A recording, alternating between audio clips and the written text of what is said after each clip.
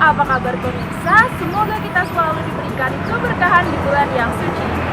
Story Ramadan kali ini berada di salah satu daerah yang berjarak kurang lebih 200 km dari ibu kota provinsi Kalimantan Selatan. Daerah ini diberi julukan Bumi Sanggam.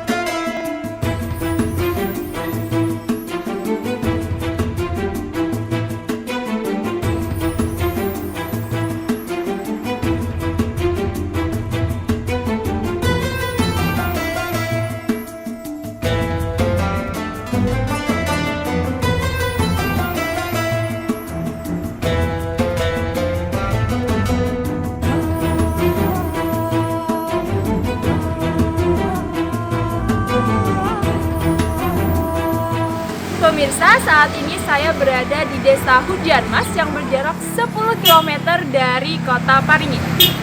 Di belakang saya terdapat salah satu bangunan bersejarah yang memiliki cerita yang sangat luar biasa, yaitu Masjid Syuhada. Konon, masjid ini menyimpan sejarah tentang cerita para syuhada yang memperjuangkan kemerdekaan Republik Indonesia. Ingin tahu lebih lanjut cerita sejarahnya? Mari ikuti saya.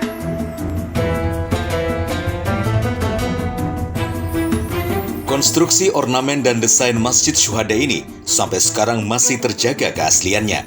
Hanya saja demi menjaga kenyamanan dan keamanan, dalam 2 kali renovasi pada tahun 1990 dan tahun 2013, beberapa bagian pondasi, lantai, dan dinding harus dicor beton secara permanen. Sebelum saya masuk ke halaman masjid, dari depan gedung masjid ini saya sudah disajikan dengan ornamen-ornamen klasik yang sangat indah dari masjid ini. Arsitektur masjid ini pun seolah bercerita seberapa tua masjid ini. Bahkan, masjid ini sudah dinobatkan oleh pemerintah Provinsi Kalimantan Selatan sebagai salah satu bangunan cagar budaya.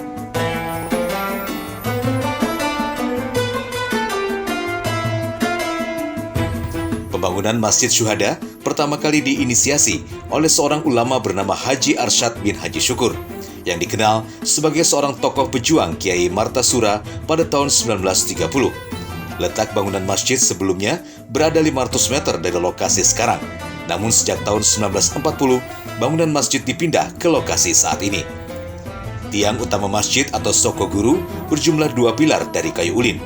Suatu ketika, derasnya arus sungai Balangan menerjang membuat longsor bangunan masjid. Akibatnya sebagian bangunan rusak parah hingga merobohkan sisi bangunan dan hilangnya salah satu tiang utama masjid. Di lokasi masjid yang lama menurut kisah orang tua itu dulu itu terjadi banjir. Yang kedua terjadi pembakaran oleh tentara Belanda. Terus itu dibangunlah kembali masjid tersebut. Lalu itu dipindahkan ke tempat yang ini. Ya, sekitar 100 meter lah. Keberadaan masjid yang berdiri di masa penjajahan Belanda menjadikan masjid menjadi demarkasi pejuang sebagai benteng dan tempat persembunyian. Belanda yang murka akhirnya menyerang masjid dan pejuang bertahan melakukan perlawanan. Dalam peristiwa itu, 4 pejuang rakyat yang merupakan warga setempat wafat dalam pertempuran. Kondisi masjid yang porak-poranda membuat warga bersepakat memindah lokasi masjid.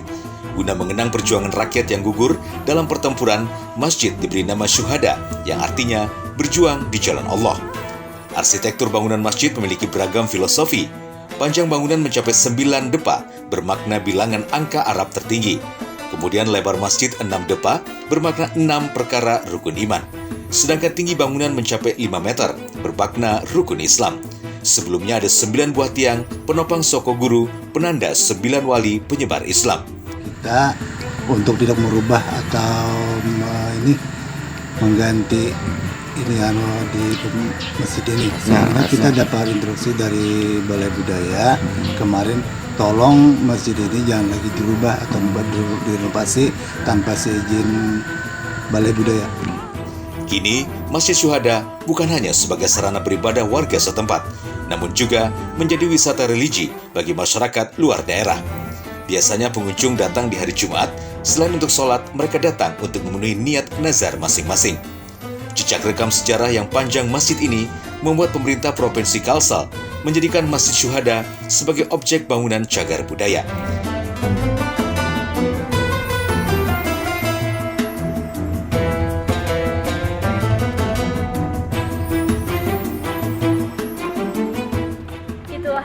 tayangan tentang Masjid Syuhada yang ada di Kecamatan Paringin, Kabupaten Balangan. Semoga tayangan ini bisa mengilhami kita semua untuk selalu menebarkan kebaikan.